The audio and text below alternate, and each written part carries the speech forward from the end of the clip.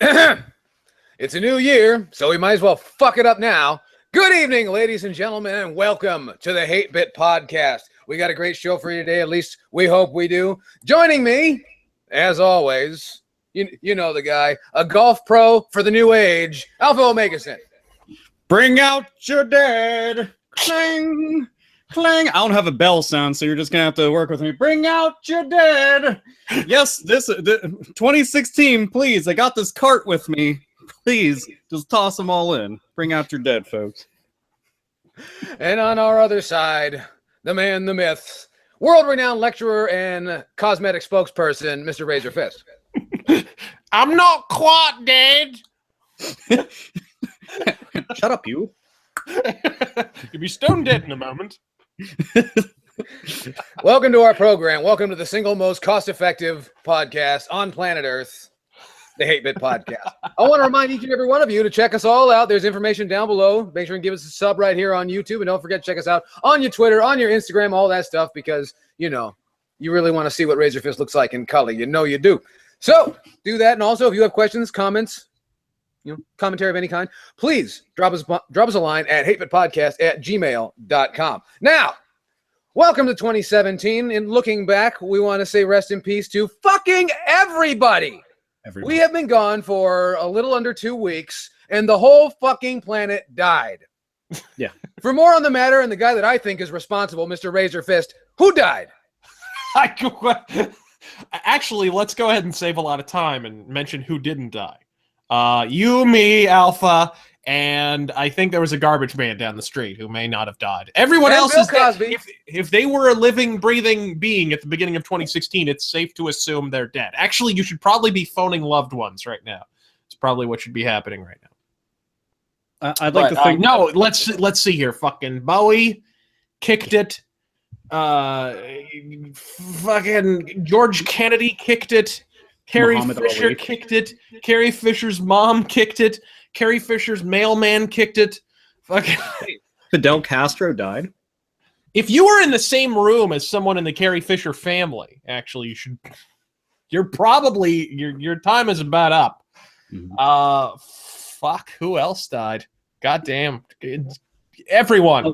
China died. Everybody who ever saw Star Wars died. Yeah, inside. China kicked it. Fuck. I mean, who didn't eat shit this year? Well, so far, public enemy number one, Mr. Bill Cosby, is still with us. I was going to say Betty White is still hanging in there, as is Stan Lee. So that's that's the person who should be saying, "I'm not quite dead," and we should reply, "No, you'll be stone dead in a moment." Well, let's see. We had Gene Wilder.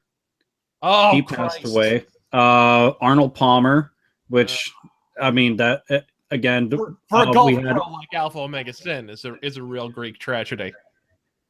George Michael, he died. Of course, Ice-T will never be the same again. Well, you know, it's weird because George Michael was on the 25th, Carrie Fisher was on 27th, and then Debbie Reynolds was on 28th. I mean, there was literally no rest, like within that time frame. They're like, because the truth of the matter was, Debbie Reynolds said, "I'll be goddamned if I'm going to be outdone by George Michael and my kid." I don't think there's anyone there, folks. It's 2017, and there are no celebrities left. I'm just throwing that out there. You're officially out of celebrities. Well, see, they started going beyond that because we didn't have just celebrities. We also had the likes of Fidel Castro and Janet Reno, both. Well, not to mention, we also lost, and I say we like I had anything to do with it, but Alan Thicke from TV's Growing Pains. And that was the first time I'd ever saw anyone say anything nice about Alan Thicke on television. Isn't it interesting how you go from Canadian and bland to a fucking North American hero just by having a collapsed aorta? I know, right? And I mean, think about it. Prior to that, he was just the guy whose wife shit out Robin Thicke, right? So who really? You're not going to be throwing the asshole a parade at that point. Well, but not only that. What are you really into the Just for Men gel commercials or something? Like, no, fucking bullshit. Well, you know, he was also that guy that if you had a game show that no one wanted to be on, Alan Thicke would probably come and help you. I was gonna say, I'm pretty sure Alan Thicke was on at least 1/4 of all the shows on Game Show Network. Dude, Alan Thicke was the PAX Network. You ever watch the PAX Network? He was on every show. I saw scripted dramas where he played every character. He was like, dude. So basically, one-man show. Alan Thicke. I hardly knew me.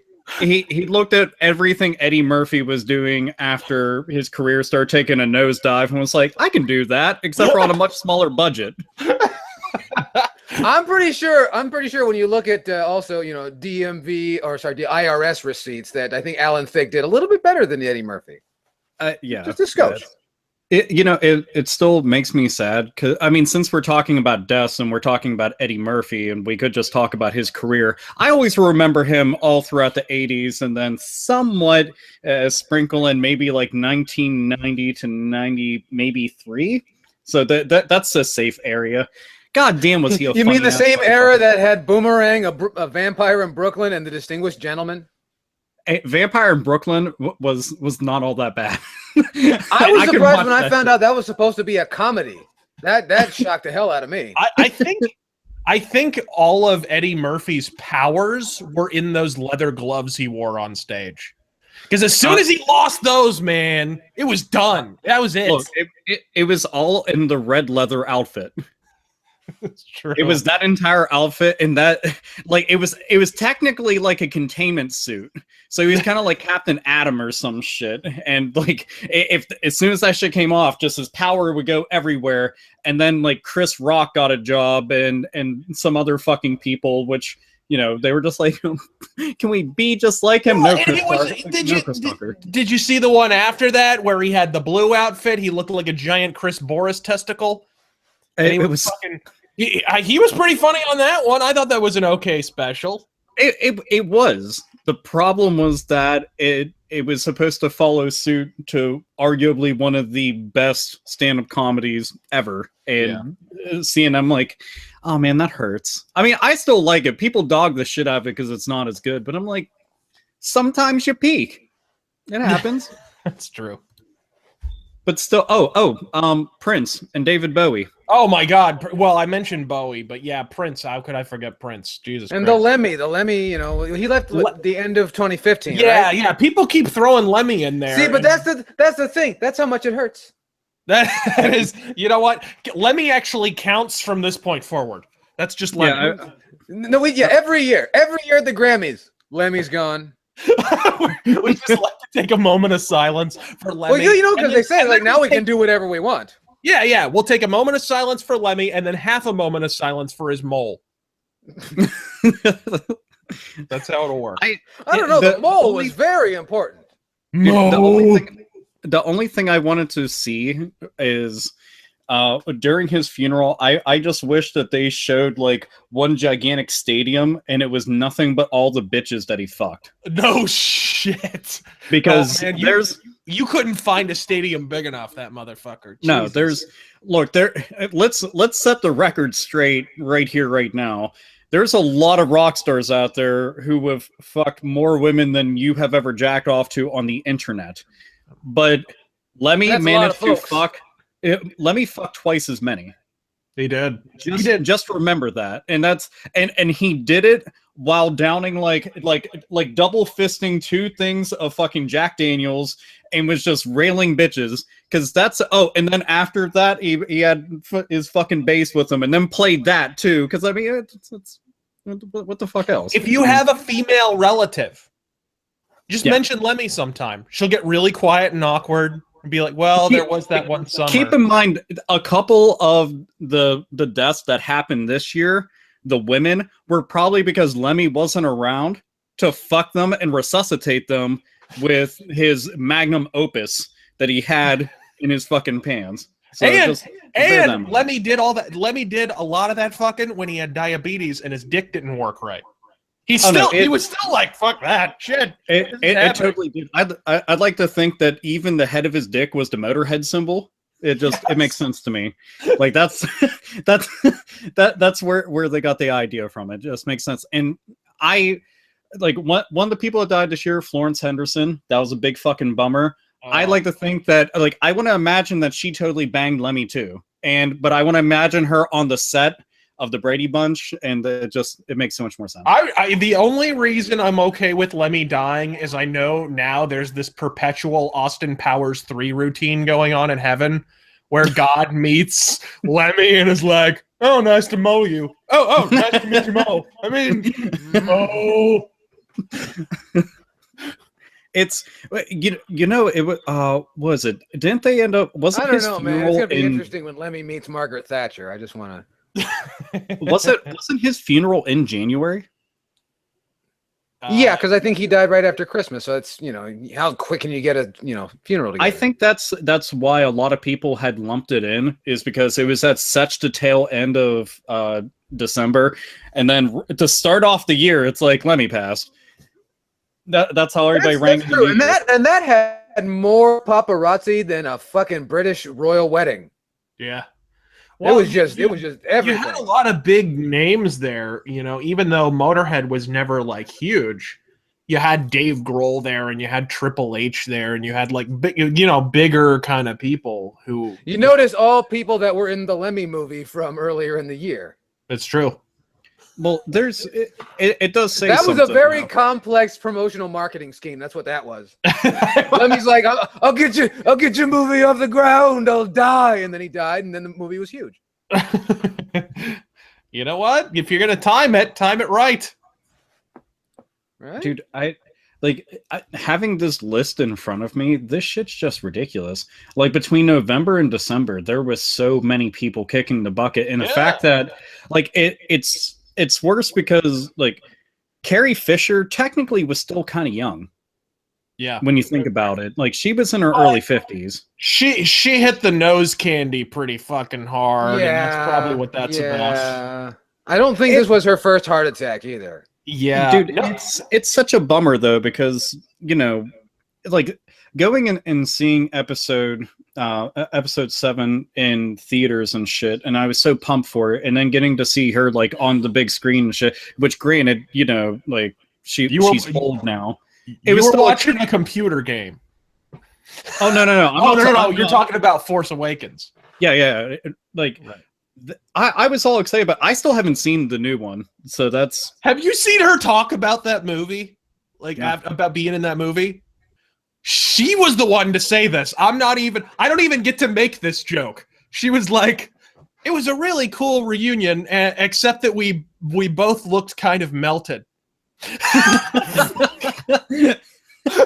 Well, that's what happens. Not mine. That's funny. I think that's one of the reasons why I kind of liked her, was like outside of like her acting and shit. Far and away, she was the most interesting of the principal cast. Like, when you had her in an interview or whatever, she was way more interesting than that jag-off Mark Hamill or Harrison Ford. Well, Mark Hamill's a pretty good interview, actually.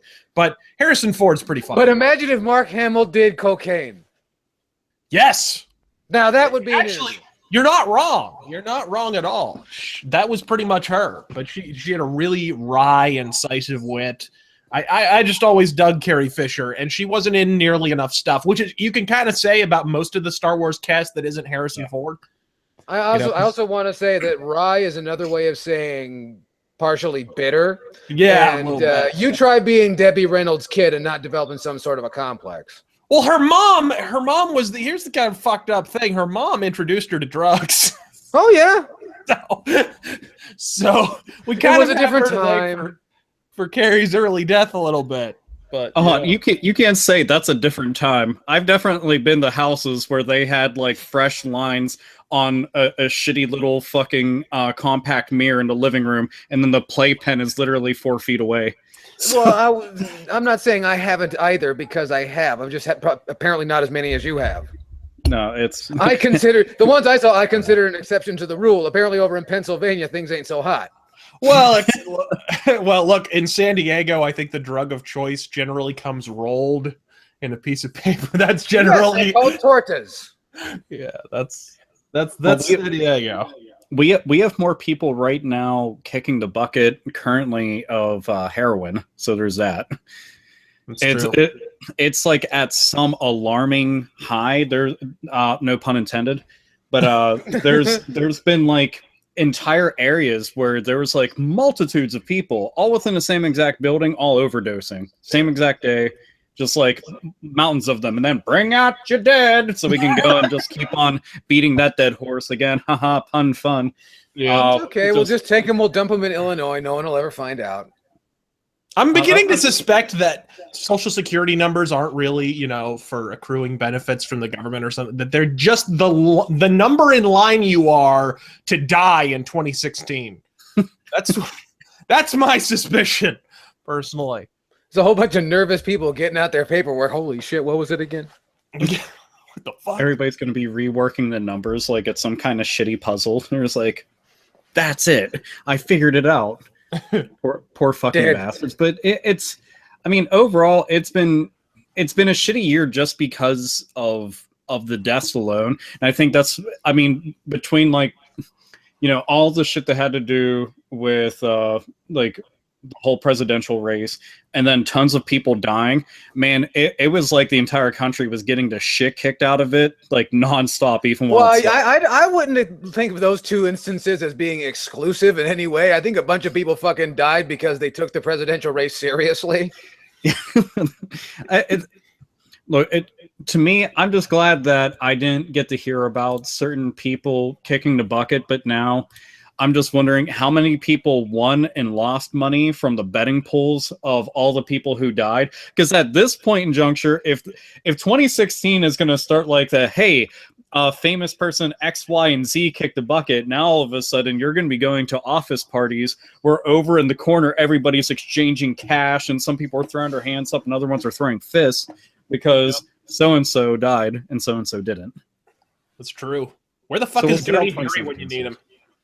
But I mean, hey, it's the 2nd of January. Nobody's died yet.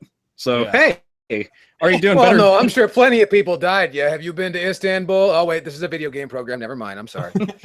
we'll go ahead and move over to how was the holiday, because we got to pick things up a little bit.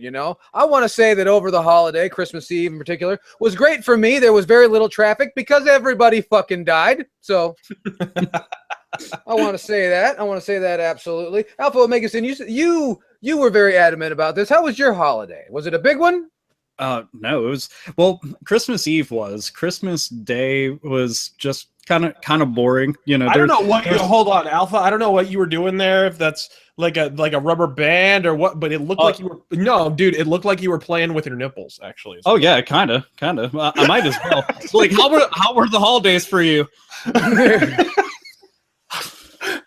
Things are looking up. They, like, for the most part, I did everything on Christmas Eve. Christmas Day was just kind of relaxed, exchanging gifts, all that boring shit. I mainly was just playing video games. Like that's because that's something I haven't been able to do nearly as much as I wanted to. But then holiday season came in and was just like, hey, you've got days to do jack shit. I was like, I'm gonna catch up on some shit. So almost the exact same thing I did. Apart from the odd family gathering or whatever, it was pretty much. Because I knocked out. I was really inspired, and I knocked out a bunch of rants like all together. And then it was like at the end of the month, I was like, "Hey, wait a minute! It's the holidays. I have video games to play." And so I just sat around and played video games for days, and I hadn't been able to do that in a long ass time. That's one of the things that's more ironic. And for anybody who's watching this and is a much younger viewer, eventually you will understand this: is that the older that you get, the less time you have for your games. And we talk about this shit all the time, but we accrue a backlog that we mean to get to and then never get to because more stuff comes out, and then we're catching up on things from the past that we just found out about, and then some of the new games become old games because we haven't touched them, and then we finally get to unwrap those bitches, play like 1/4 of it, and then the new game that we were waiting for finally comes out, so that gets all of our attention. Yeah, adulthood. And this is how awesome games like the Saboteur or the Last Guardian or whatever the fuck, they come out and nobody talks about them right after because it's just boom, something else comes out, and you have to devote all your attention to that, and nobody fucking talks. Dude, that's one of the things we were talking about beforehand, is that there's plenty of games that come out, and they're really, really good games. And this isn't something new. This has been happening since games were games. Yeah. But because there's so many releases, like I was looking through the release list of just games for 2016, and there's fucking hundreds. And it's just for a single year across all platforms. And I'm looking at them just like, Jesus fucking Christ. Like, I just got around to playing through Uncharted 4, and I beat that shit in 2 days. You know, there's people who will say, oh, that's kind of old. You're just playing it now. One, it's not fucking old, but that's how people will treat things. As soon as like a week or two goes by, oh shit, it's old. Yeah. Anything that I haven't played, when I first get to experience it, it's new. I don't give a fuck when it was released. Kind of comes back to, honestly, a problem the video game industry has had since the very beginning. And we're probably, I'm noticing we're starting to turn the corner on this a little bit. I think we talked about this in a previous podcast, but this sense that the video game industry has no history. That we're there in the moment, and everything that came out before doesn't deserve to be like cataloged or preserved. Okay. It is true, but we can apply it to movies and music, because I see this same exact mindset very, very often with people that if you aren't watching something as soon as the bandwagon is hot, then there was no reason to bother. Like, people want to just be a part of something rather than be into it for what it is. Yeah, which leads to jumping on some really shitty bandwagons too. You know, remember all the fucking people who were like, man, Resident Evil 6, I can't, or Resident Evil 5, or whatever, you know, and it's like, Jesus Christ. And then 5 minutes later, they're like, well, that was shit. But hey, at least they get to be part of something for 5 minutes. Dude, you know I see like the complete opposite spectrums of the bandwagons. There's like the hype bandwagons, and then there's just a hate bandwagon. So people to hate it just for the sake of hating it, like, well, do you have a reason? Well, and their honest to goodness argument would have to be, well, somebody else hated it, and that what they said seemed to make sense. So I just started hating it. No, perfect example of this. Perfect fucking example of this, and it actually relates to the topic we were just talking about, David Bowie, and the death of David Bowie. No, because David Bowie made it. He collaborated on a game in the late '90s called Omicron: The Nomad Soul, and in my opinion, is one of the best adventure games ever made. Now, after David Bowie died, to commemorate his passing, Square Enix, who I think owns the rights to the old Eidos shit, released it for free on their service or whatever. So a bunch of people who had never played Omicron: The Nomad Soul got to play it. And the game back in the day, it wasn't obscure or anything. It was on Dreamcast. It was on whatever. It got a console release, actually. And they were talking about porting it to the PlayStation. But after that, it was like, whoa, this game that we've never played is fucking incredible. I can't believe this, you know, it's open world years before open world games were being made. It's cyberpunk. It's got it mixes fighting games with first-person shooters, with forensic kind of point-and-click elements and so forth. It's really interesting, and it has multiple story paths and multiple endings. Way ahead of its time, this game. And people were just creaming all over themselves. Look at this magnificent game that David Bowie was in. And then, two unfunny Canadian cunts decide to do a playthrough of it and bash it for the duration. And because these guys are popular on YouTube, suddenly Omicron: The Nomad Soul is the biggest festering shit pile in the history of festering shit piles. And now you can't say that you like Omicron: The Nomad Soul at all. It was the perfect distillation of herd mentality I've ever seen in my fucking life. They want to be a part of the great big sob fest for David Bowie 1 minute, and then once it's time to take the piss out of it, it's like, fuck that, I'll jump on that bandwagon. Well, that is one of the most grating things for me in general, because it's ruined tons of experiences for me and my love for things. And while I shouldn't ever allow like outside third party experiences and people and anything to ever like bother me. Yeah. It irks you to a degree that you're just like, why the fuck do you all act this way? And it's such a common thing. I've had motherfuckers just tell me like they outright hate something, and I was just like, which part did you hate?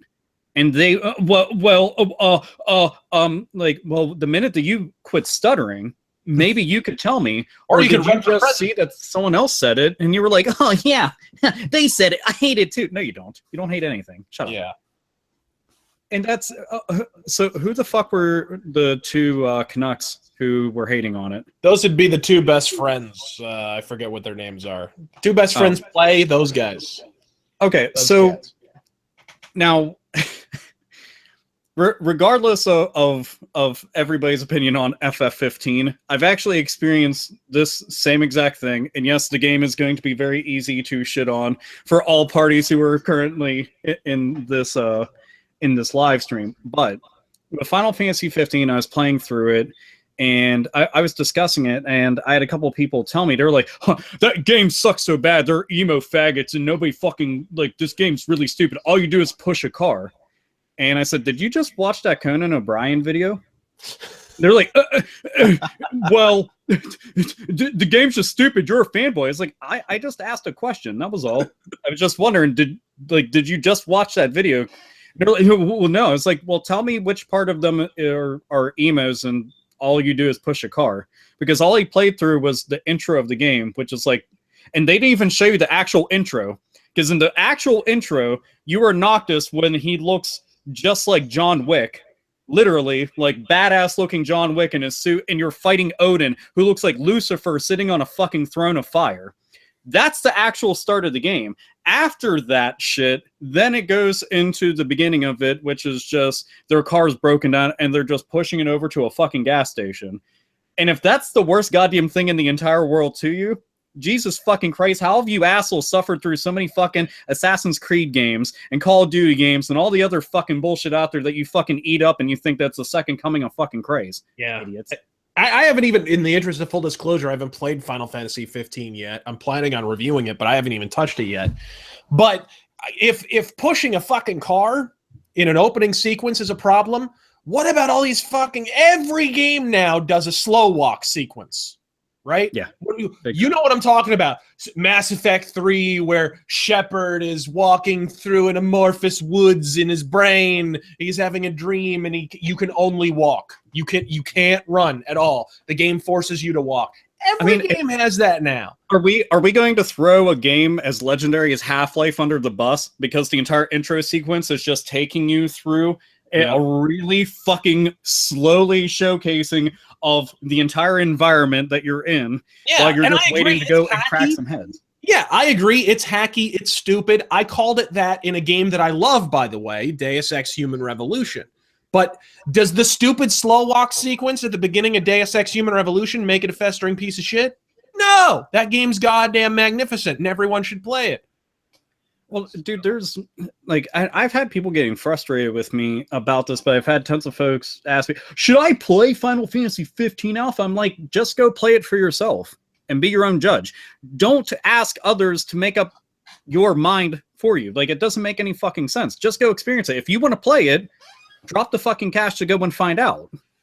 That's really about it. There's so many fucking games out there. I've had people tell me that, well, I heard. I'm like, okay, well, I'm not going to point out the irony, and you keep saying heard over and over again, but you've never experienced firsthand. You've never watched, you've never listened, you've never played, but you have opinions. Yep. That's kind of odd. And again, Omicron, when you were talking about, I never got to experience it on PC. Dreamcast is where I experienced the game at. And IDOS at the time was cranking out so many fucking games during that point in juncture. They had, let's see, so they had the Fighting Force games, the Tomb Raider games, the Soul Reaver, Blood Omen games. They had Omicron. They had so many fucking titles coming out around that time. I think they had ported Final Fantasy VII at that time, Deus Ex, Thief, all those fucking games, all at once. All of it. Fucking Revenant. You could go on and on and on. IDOS had a huge library in the late 90s, early 2000s. But that's it's kind of shitty to think that it just takes like one person's opinion and then everybody formed their opinion based off of that, but none of them ever like I come across the same exact thing where people tell me something, for example, on PlayStation 2, there's two horror games, Haunting Ground and Rule of Rose. Both of them are extremely hard to find. So I have lots of people out there who are always bragging, like they'll pick it up and they're showing it off and shit, and they're just like, this is like one of the greatest games ever, blah blah blah blah, and they're doing that because it's a really rare game. And I'm like, so tell me about it, because I played through both games, I've beaten both games, and I've had them since they came out. So I was just curious to hear what they thought. Yeah, nothing. They could only tell me the value of the game and that it was rare. Cool. Congratulations on being a glorified goddamn Kelly Blue Book, bitch. Yeah, it's Jesus that fucking kind of shit always gets me, because it's another grouping of people that they're collectors more than gamers. They collect video games, but it's an interactive experience. Like that's the kind of entertainment that you're getting. Returning us to the topic at hand in a way, because it's the classic case of video games don't have a history, but they do have a collector's market. And there is a distinct difference. These fucking people who are buying all these games just to have them, they're not historians. They're not cataloging them. They're not treasuring them. Fuck, they're not even playing them. They're just sitting there because they know that it's an investment. It's like the comic industry in the mid-90s. It's just it makes a great backdrop for your YouTube videos. It sure does. But it's the equivalent of having an art museum and covering up every piece in there. Yeah, because you can only truly appreciate it whenever you get to sit there in front of it and kind of experience it. And you get to look at every single brushstroke. You get to look at every single little chisel from somebody's sculpture. You get to understand it in a way that most people wouldn't be able to. And with a video game, you've got to sit down and play it. And it blends in so many different things from art that you have to sit down, controller in hand, and try it out, but people don't. They want to sit it on a shelf and never touch it. And I have people sit there and be like, yeah, but that's what you have. I'm like, yeah, and I can pick up every single fucking game and tell you something about it from firsthand experiences, or just because I have a knowledge of it and I haven't gotten around to it just yet. But when most are just like, well, this is becoming hard to find, so that's pretty cool. It's worth 25. Shut up. Just shut the fuck up. I don't fucking care. Here, like, the difference is the intent. You Alpha intend to play every goddamn one of those games, or have it for that reason, or you did play it and beat the goddamn thing. You know what I mean? Yeah. Well, and when you brought the comic collectors market, I was young and thought this shit was stupid when it was happening, where people were just like, oh, look what I have. And I'm like, why don't you read them? Like they'll put them inside of like cases and shit, and they never want to open them, and they don't know anything about the story. I'm like, what the fuck's the use of it? It's a comic. Yeah. Like somebody sat down and wrote the story. Somebody sat down and drew it. Somebody sat down and colored it, and you're not going to experience that. Fucking hell, man.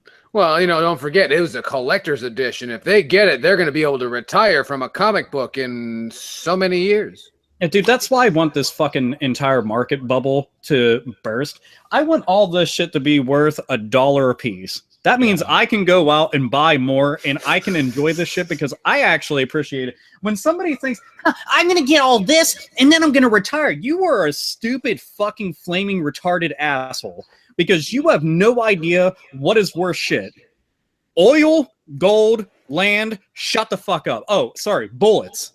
That's all that's worth a single fucking thing. Children. Huh?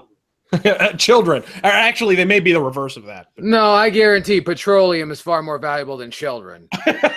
That's true. But just the idea that there's folks out there that are just getting into this just so that they can collect and then try to go and cash in later, to me is asinine. And before anybody out there, well, who are you to go and judge people who are doing that? It's their right to. Yeah, and it's my right to be able to fucking call them out for being a fucking asshole. And the only reason that you're defensive of it is because I just described you. And that's really about it. Don't be upset at me for your insecurity about you being a fucking idiot. That's not my problem. That's yours. You have to live with it. I'm just calling it like I see it. Yep. You gotta, you gotta shoot them in the head. They're like zombies or grunge singers. So continue. Continuing on, ladies and gentlemen. But it's. I like that we got to touch base on like 4 different things all within one go. And we kept it pretty close to the topic at hand at the end. I don't know how we did that. I don't know. And we also offended many avenues of art. Very impressive. Very impressive. We're magicians. We are, in fact. What was Art next? had it coming. Oh wait, hold dear. up. We both talked about how we spent our holiday. Mr. Chaos, you didn't get to Well, I share. did. I told you. I said the traffic was great because everyone died. Well, yeah, that's traffic, but I mean, how was your actual holiday? Well, I'm getting to that. I'm getting to that. We actually got some. You're not going to believe this here in Southern California. We got some precipitation. It was same here, actually, dude. There were church groups rain the whole time. There were church groups yelling at the sky, so you knew it was legitimate. And we got a lot of snow here in Southern California. The San Bernardino Mountains looked absolutely majestic. I didn't have to drive, so I got to be completely loaded all day Christmas Eve. It was great. And I got to see the mountains, and it was fantastic. And for those of you that follow me on the Instagram, and Alpha Omegason, he saw this. My nephew got his first ever game machine. He got himself a Nintendo 2DS, and he and I played Mario Kart together for the very first time. I was so proud. I just hope he doesn't become a great big fat fuck. You know, that's now hold on. Now, did you actually do as you said that you were going to, and did you actually crush his spirit? Yeah, I sandbagged for him, and then I beat him once, and he began to cry, but I convinced him that it was a good thing that I won, because he almost won, and he'll do better on the next race. And he fucking bought it. And then I let him win the next race, and there we are. Dude, you know what always gets me is anytime that I got to play anything with like my nephews, my niece, or my son at all, if there's ever a point in time that I stop giving a shit and I might like lose and they win, man, those motherfuckers think that they are king shit of Turd Mountain. And then I'm just like, oh, child, I'm going to have to knock you down some pegs. I was just like most like, was it like, I am absolutely fucking garbage in Super Smash Brothers. Fucking rubbish. Anybody could play me and just kick the fuck out of me. Most times I'm literally a button masher in that game. Yeah. Because I don't know what the fuck I'm doing. I don't care. Like, I literally don't care. I go there for fan service, and that's really about it. And they'll beat the shit out of me like every single time. The worst part was my nephew the one time beat every single adult like numerous different times. He was also using Link, and we were just like, you're such a cheap fuck.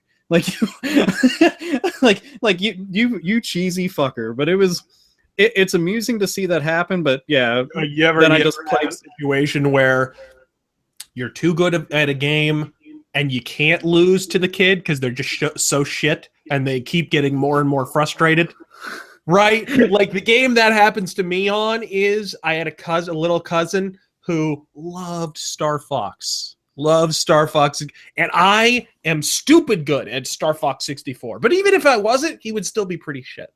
You know what I mean? And I couldn't lose to this kid. Like, I would do everything. I was like crashing into the ground. I'd be taking my own wings off, right? This kid would still lose. It's like, it's not my fault, kid. I try to explain to them sometimes. I'm like, well, I am really good, but that means that you have to get better so you can be even better than me, because I'm the very best. Like no one ever was. Yeah, exactly. Just try to explain this to them. Just like you will get better, but they are the same children who will run into the room where like me and my friends will be, and then hand us the controllers and like beat this part. I'm like, when I was a kid, I never asked anybody to beat any fucking part of any game because all the adults in the house fucking sucked at all games. That sounds Vegas Stakes and Tetris because my mom was good at those. and that was fucking it. We have a video game welfare state. Like, but they come in to like beat this. I'm like, you were playing fucking Skylanders. This shit isn't hard. You were playing Lego games. These are easy. And sometimes we will boot up shit like God, what is it? Kid Chameleon on Sega Genesis. We booted that up and we just watched a sheer horror. just like wash over them. They're just like, What the no! Like they are getting ghosts and goblins sometime. Dude, it's oh my god, it is such a fun feeling. But then like there's times that like they'll get mad. I mean like legit mad where even I'm like, oh shit, like I want to back up. I'm like, this motherfucker's gonna start swinging. I don't want those little fists to come at me. Like Muhammad Ali's soul will just like be imbued inside of this child and he's just gonna fuck my day up.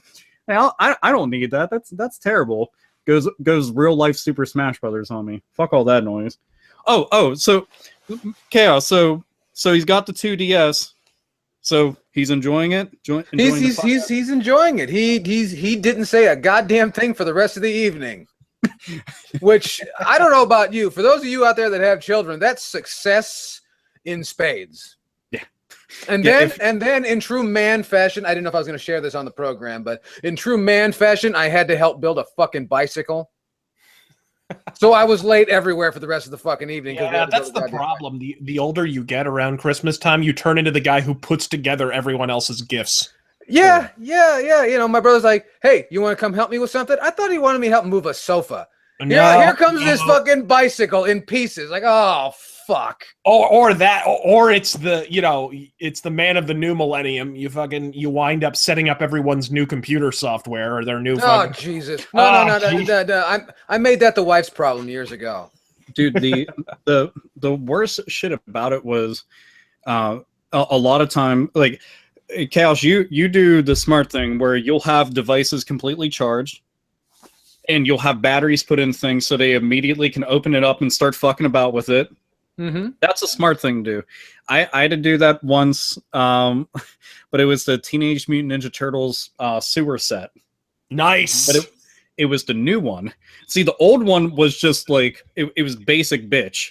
I had it and I loved it and it's still fucking awesome, but it was basic bitch. It was only like so big. The new one, on the other hand, is like this fucking high off the ground and shit.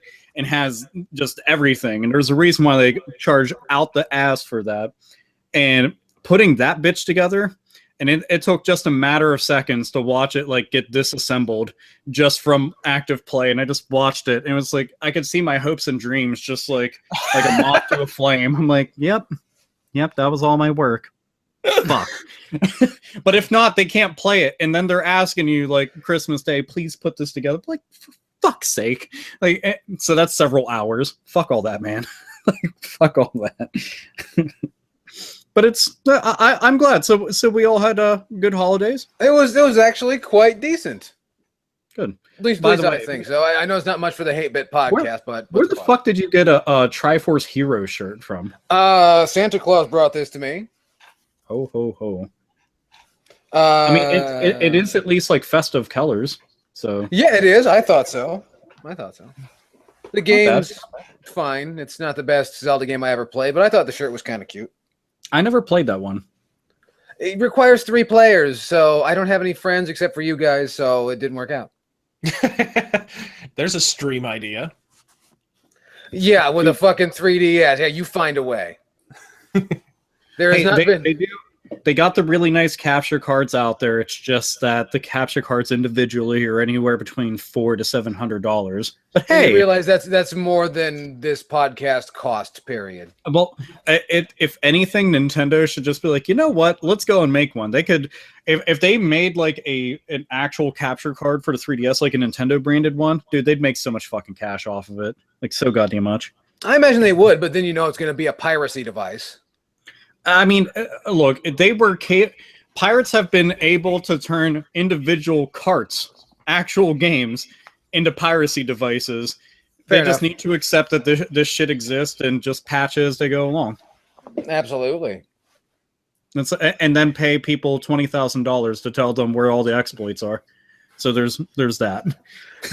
Just money well spent, you know what I'm saying? Anyway, so we got a brand new year upon us, and we decided, well, Alpha Omegazin decided, because he decides these things apparently, that we had to talk about best games of 2016 because it's something that we kind of danced around late last year. And so lay it on me. Alpha Omegazin, you had one, didn't you? I mean, you gave me this list of all the games that came out. I've got two that I can at least rattle off the top of my head. One, both of which I've already mentioned, but I poured so many hours into both, and it's weird because they're like major release games, and a lot of times it's always the niche games for me. And this time it wasn't. It was AAA games that everybody and their fucking mother knew about. But I enjoyed both for completely separate reasons, and it was Uncharted 4 and Final Fantasy 15. Uncharted 4, I put in 19 hours on the game, close to 20. And Final Fantasy 15, before I jumped onto Uncharted, I think I was hovering around 86 hours on the game. And there's still so much I have to do. Both my best friends have clocked in like over 110, 120 hours a piece. God damn. They are playing the fuck out of these, and it's just the worlds are big. There's lots of side missions, new game plus, and they've got content that's coming out later on for it. And it took them long enough. It should have a lot of fucking content. Jesus. Oh yeah, dude. Not only did it take so fucking long for it to come out, but they have so much other shit that's related to it. They got the little beat 'em up game for it, which is really good, and I wish I had it because I've only gotten to play it at my friend's house. But that one I liked a whole bunch, and that fills in a whole bunch of story about King Regis and shit, and I was just like, that's cool. And then you watch the movie, King Regis. the full CG movie, and that one is a prequel to all the shit that happens in the game. Then you got the anime, which is Brotherhood, which you can just watch that shit on YouTube, and that ties into all of it and gives you more backstory. They've got entire expansions that are coming out, and I'm like, Jesus fucking Christ, there is so much to this. But if you end up touching upon all of it, it's one huge ass experience, and it's a weird type of marketing that I don't see all that often, where they're like, we're going to touch upon all sorts of different avenues and experiences and all sorts of shit that's just one big story. And it's weird to think that this started off as being related to Final Fantasy 13, and thankfully it's not a shit show like Final Fantasy 13 was. So I was happy. And Uncharted 4 was, it was a game about pirates, and pirates are fucking badass. And I was like, that's pretty cool. But the aesthetic in the game was a lot darker, and many of the sections, like entire chapters, were like a full-fledged horror game. And that made me like it even more because it was really different from what you had seen in the previous games. I'm actually a big fan of them. I like them a lot. Now, maybe it's because I grew up with Indiana Jones and shit, and went to Tomb Raider, and then went to this. And they did a really good job of making the world much bigger. Like, you can get inside of a car and just drive the fuck around all over the place, and you are actually adventuring. You're going and climbing up entire mountains that you had seen that were like so fucking far away. Now you're actually driving to them and getting there. And along the way, there's all sorts of shit to experience and lots of people to shoot. And I played through the game on hard mode because I always play through on normal. I said, fuck, I'm going to do it in hard mode. I motherfucked that game so many goddamn times. There's just, dude, there's sections that don't even make sense. Like, there's an elevator sequence, but you're not in the elevator. You were hanging off of the elevator or on top of it while you were ascending up this huge ass mountain. And there's just people coming out with fucking machine guns, and they're all just tracing right onto your fucking noggin, wanting to go and splatter brains everywhere. And it's just chaos everywhere. But it was one of, I would say, arguably one of the best games I've played this generation. Easily the best out of the franchise, like at all. I didn't think that I'd play one better than 2. Like, 2 to me was the shit. I was like, really good game. And this one eclipsed it in every single conceivable way. I just hope that they don't stop. I know that they have a lot on their plate, but it was kind of cool that they also had a throwback to the original Crash Bandicoot. Like, you actually play Crash Bandicoot 1, a little sequence of it, within Uncharted 4. And I wonder how the fuck they got away with doing that, just because Activision owns rights to it, but Naughty Dog owns the original versions to it, and it's just kind of a mind fuck. But really cool ass game. Those were my two, like, top 2. I could talk for hours about them, but there's 2 bored gentlemen that want to go and say shut the fuck up. So, gentlemen, go ahead.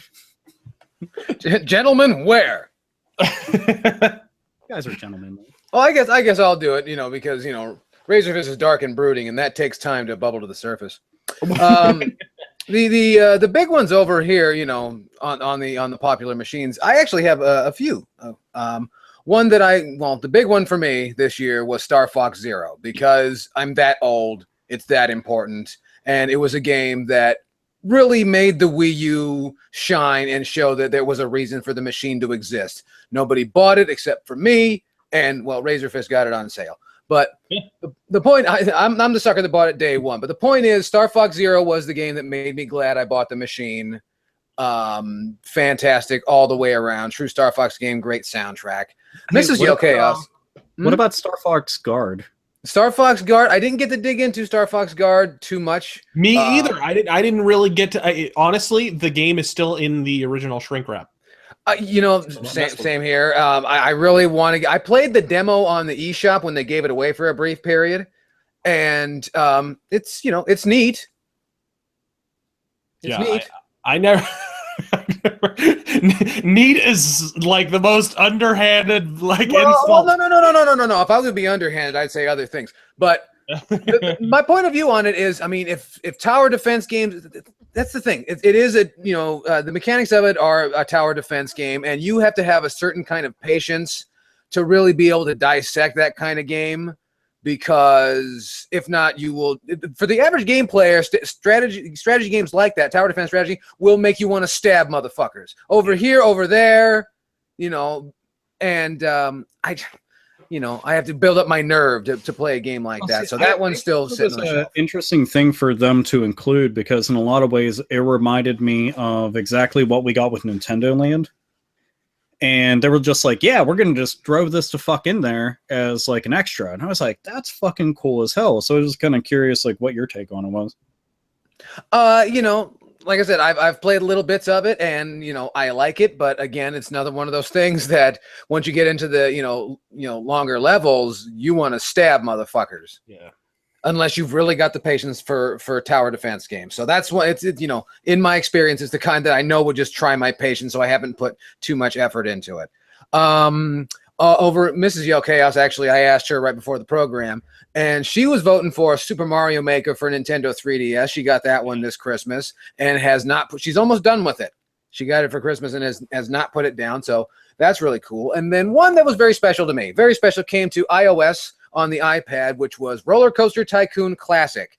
Dropped Christmas week, I believe, and I got to dig into that one. That one was a lot of fun. So if you're into that sort of game, I just happen to say, man, it has been ages since I'd thought about any of those, because I started off with Theme Park. Mm-hmm. Did you? Dude, theme Park and Theme Hospital, I like those games a lot, and I was apparently an abused child because I played them on PS1 and on PC. Boy. Oh my goodness! Yeah, do your thumbs still work?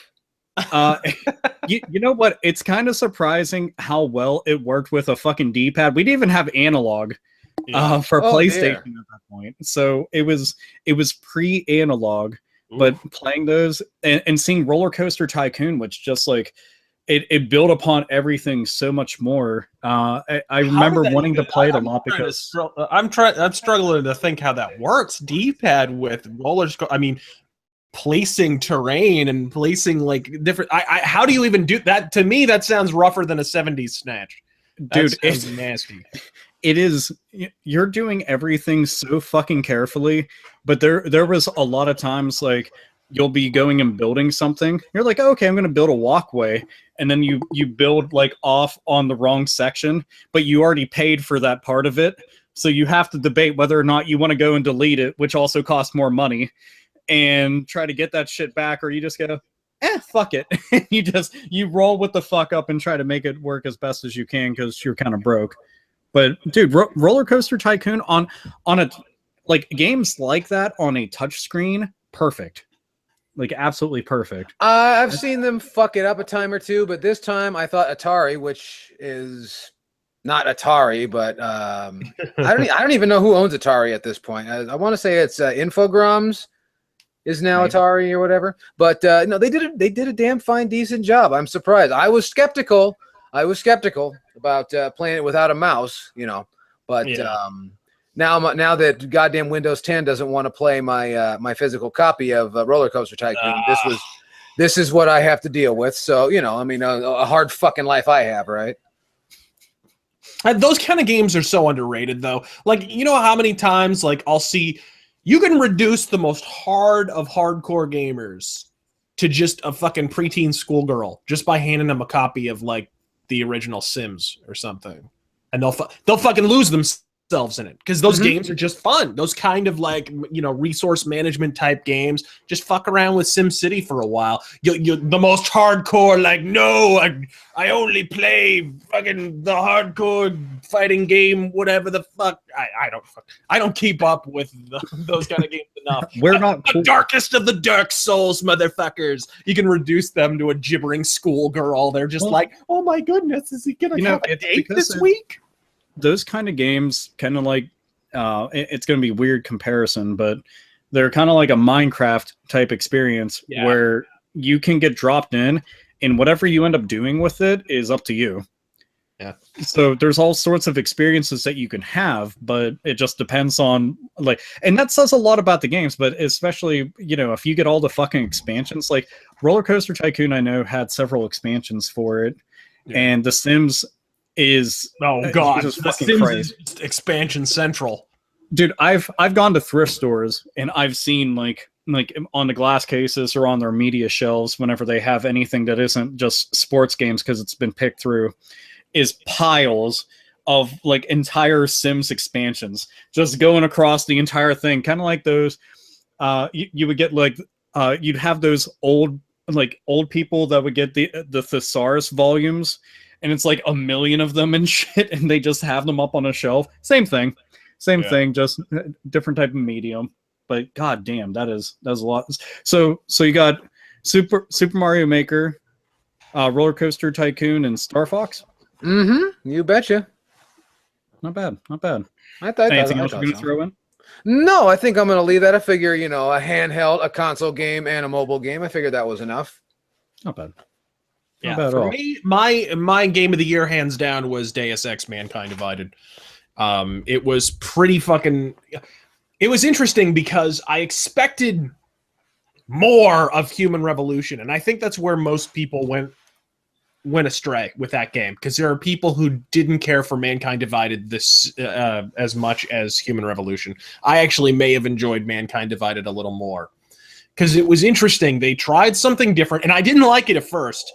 I didn't like that they decided to go smaller in terms of surface area with the game, but they went way the fuck deeper.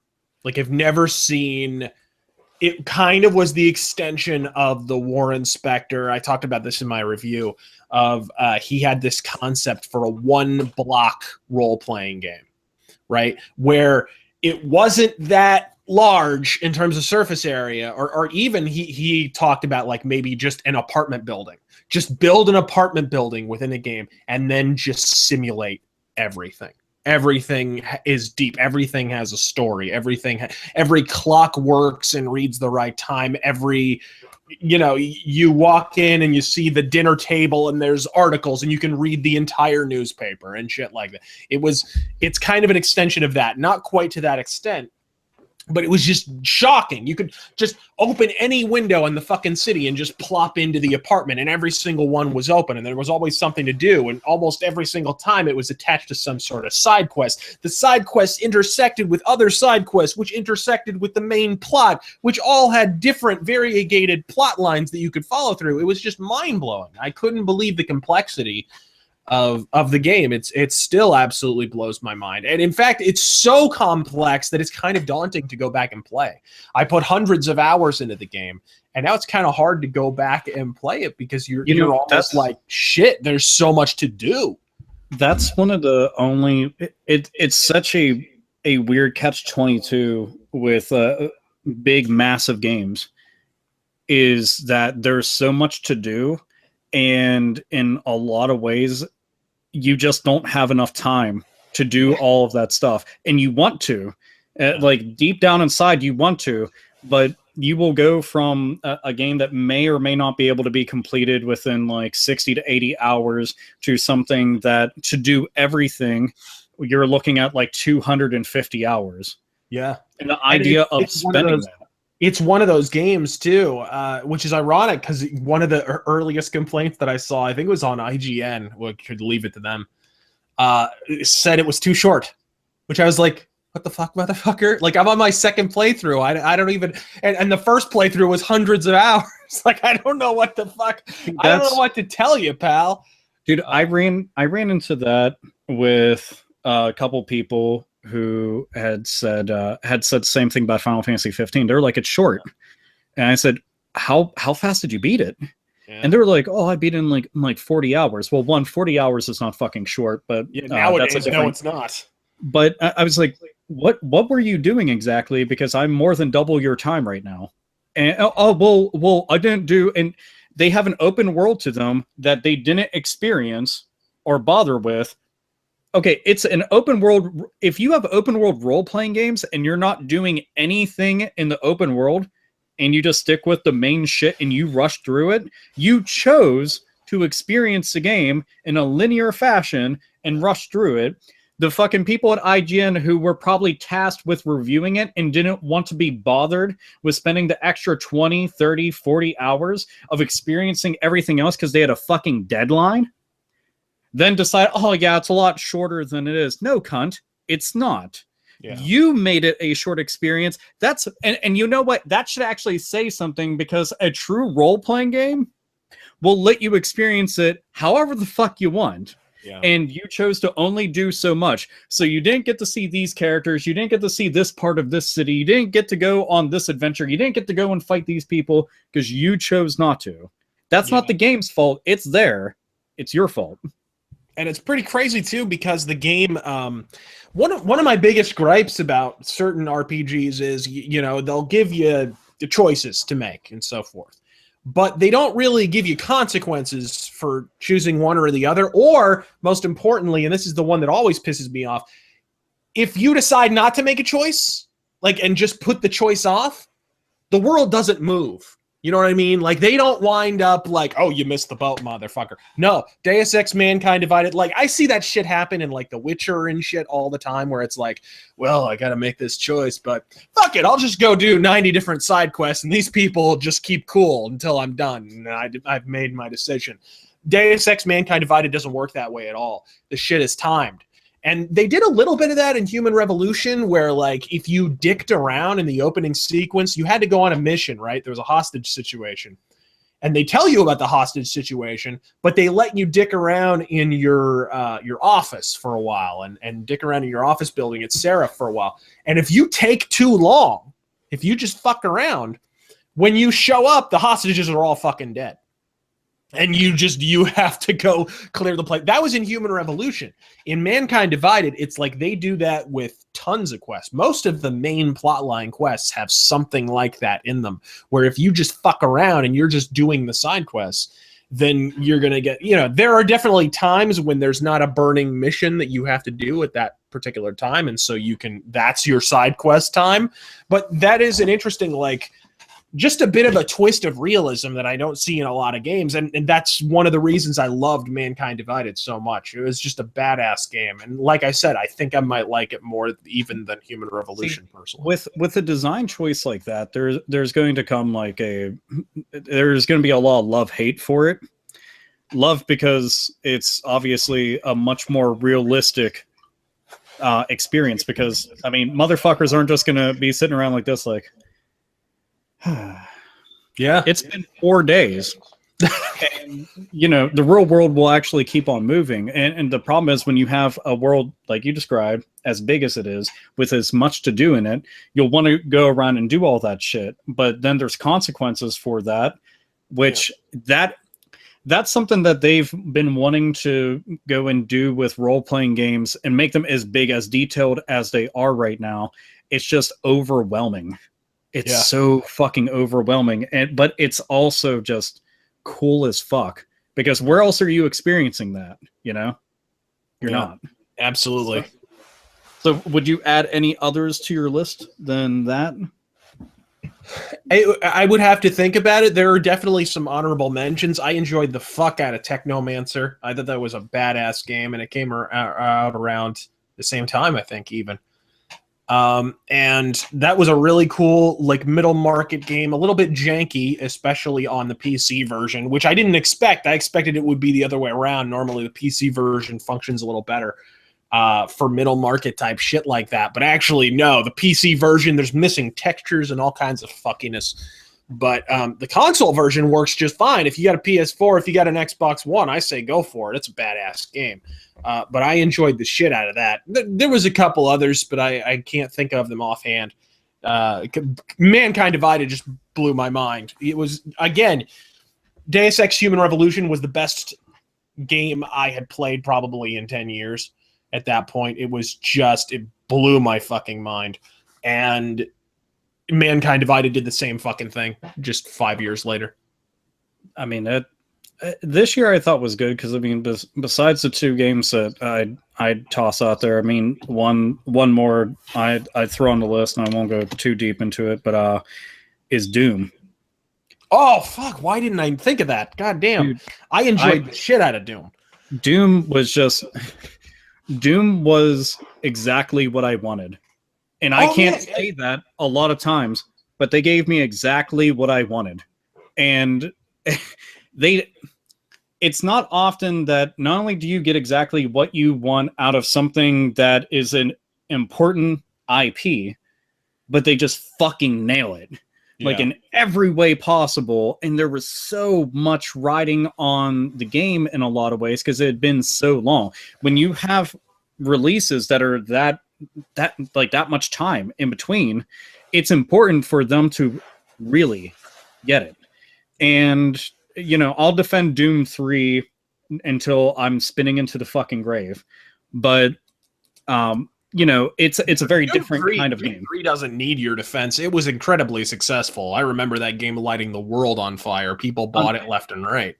Dude, it's one of those things, like a lot of a Doom diehard purist will hate on the game because it's not like Doom 1 and 2. And I'm like, well, that is definitely true, but it's also not a big far cry from the games. It's more of a more methodical game. It's slower pace. It's more about the environment. It's more about you being fucking scared. Like, you actually had to count the amount of bullets that you had left inside of a magazine before you went right through a doorway, whereas in most Doom games, it's obliterate everything. And truthfully, I prefer to obliterate everything. And the new Doom gave me that. They're just like, hey, do you want to play like an old Doom game just like with a modern twist? Yeah, there you go. That's well, and it was what I loved the most about Doom was how many modern gaming conventions it just lifted the fucking finger at and was just like, no, fuck you. We're not going to do that. Fuck you. We're Doom. We're going to do what we're going to do. There were no fucking iron sights in the game. The fucking game was just like, no, fuck that. You're going to shoot from the hip the entire time because that makes it more like an action game. You're fucking Arnold Schwarzenegger. You're just, right? Which is awesome. You're Doom Guy. Doom Guy doesn't give a fuck about anything at all. They're just like, there's so many things that we consider standard now that, you know, don't apply to the old school shooter mentality. Like when I got to play Shadow Warrior, and I fucking love Shadow Warrior. Yes. And part 2 is coming out next year. Day 1 fucking purchase for me. Because man, was that new one the shit. And it was... Shadow Warrior gave me exactly what I wanted out of Duke Nukem Forever. Yeah. And it's ironic to think that that's technically where all that shit came from. But when I see the new Doom and I see something like Shadow Warrior, I just sit there and I hope that that's what I can expect from whatever next Duke Nukem that they get. They see that this shit worked. Yeah. Audiences received this. The reception was very positive and overwhelmingly positive, as a matter of fact. Just do that. And you know what? It'll give you, for developers, it's an easy way for them to just be like, you know what? Fuck you. And Doom, like you said, did exactly that. And that made me embrace it like 10 times more. Yeah, just like, it made shitloads of money. It proved that you can do that and make shitloads of money. It proved that you don't have to adhere to these obnoxious conventions. And it's interesting because that's kind of what 2016 has been to a large degree. Think about it. The biggest shooters this year because Infinite Warfare didn't do so well, actually. Compared to previous games, I mean, it's still selling gangbusters because it's goddamn Call of Duty. But compared to previous years, it actually kind of ate shit. But the biggest shooters, putting aside Call of Duty, were Doom, which was fucking huge, and Battlefield 1, a World War I game, the war that you could never make a shooter about. Your two biggest shooters were a complete finger in the face of everything the first-person shooter genre has stood for the last 5, 6, 7 years. And that is fucking awesome to see. They both sold insanely well. The traditional tropes of the past, like, let's just take entire last generation.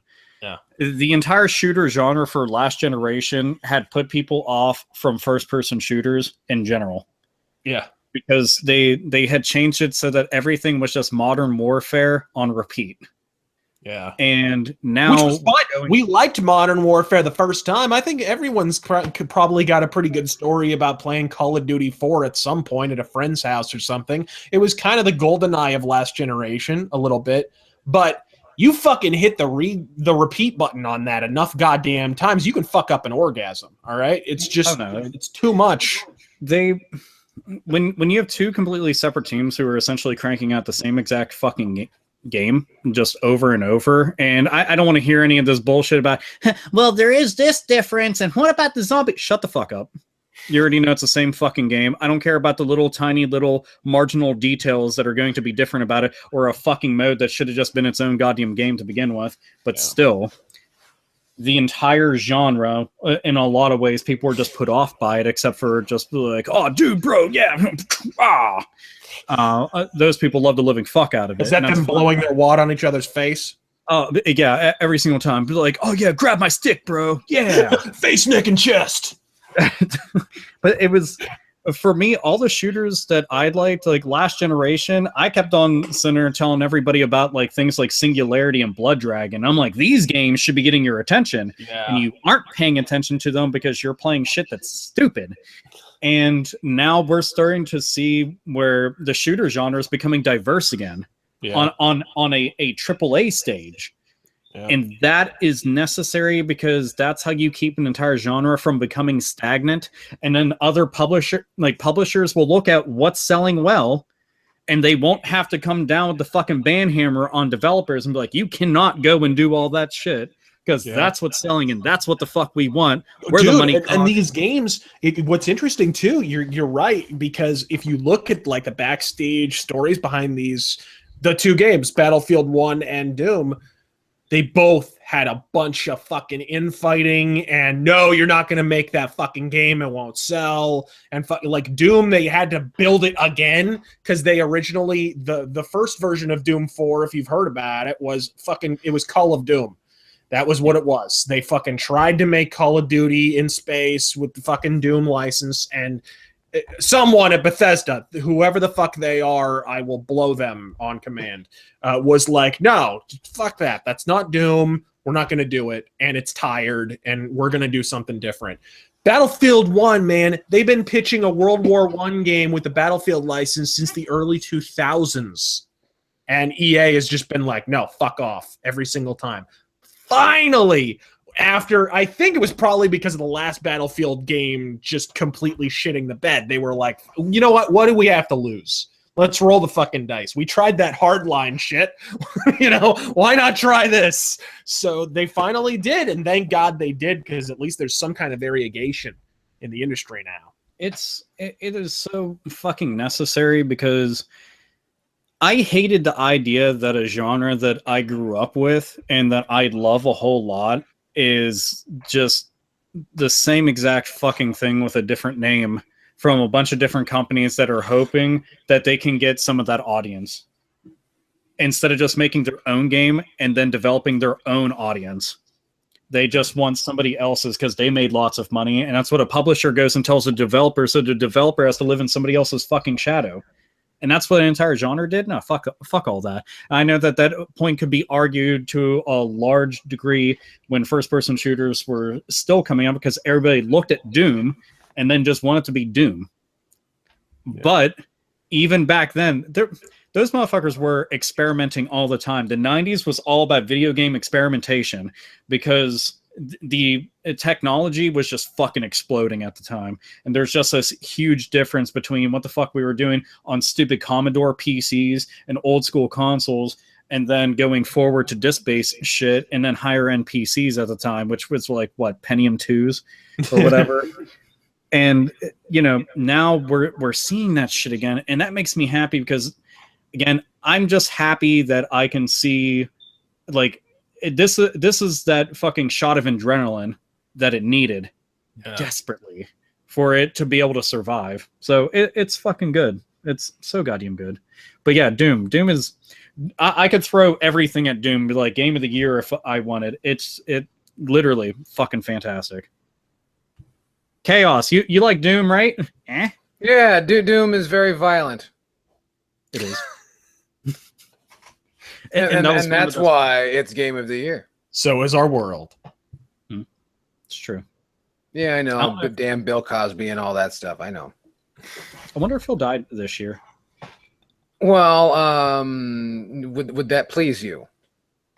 I don't care either way. Like, if he's alive or dead, just yeah. Hey, whatever pisses off feminists works for me. You know. I know, right? You know, yeah. That's no. Speaking of a bunch of whining puss bags, it's time to take some questions from the audience because we haven't done that in a while. And we'll see how long they stick around after that fine introduction. So, dear puss bags, if you have a question, comment, or anything of any kind, please drop us a line, hatebitpodcast@gmail.com, or you can hit us up on the Facebook, on the Twitter. You can get all of us easily. We live in the 21st century. It's possible now. But we got some questions. We got some commentary here on the Hate Bit Podcast Network of Hate group on Facebook. For those of you that still do that faggoty Facebook shit, you can find us there because, as I said, you know, that's just the way things go. Question number one coming to us from a longtime listener, Ricardo Nevis. And Ricardo says, do you see a future trend of remakes making up for a lack of originality in the gaming industry? I think we've already seen a lot of that. His examples being the Final Fantasy VII remake and the remake of Resident Evil 2. Yeah. Well, we've got plenty of those. I think the trend is here. I don't see that. We had remakes back in the 90s. The truth of we had remakes in the late 80s, actually. The industry, because technology advances so alarmingly fast, and there's lots of games that their shelf life, you know, it came to an end for many people, but those titles are still very important. Well, giving them like a modern day makeover makes a lot of sense. Yeah, and it's not the same thing with like the movie industry because you're not outright replacing actors and actresses and writers and directors and shit. You still got the essence of it. That's one of the nicer things about it is the creation of a video game versus those is completely different, and that's why they survive so much better. When they did the Resident Evil remake in the 2000s for GameCube, and that was necessary because the first Resident Evil was fucking important, and it always will be. Even if you hate the series, it's an important video game just because of what it had done. Well, the new version of it was just a million times better in virtually every single conceivable way. Yeah. It was necessary. Yeah. And some games just don't find their audience right off the bat. A really good example, although Resident Evil did. I mean, that game sold insanely well. That is arguably even more than Final Fantasy VII or before Final Fantasy VII.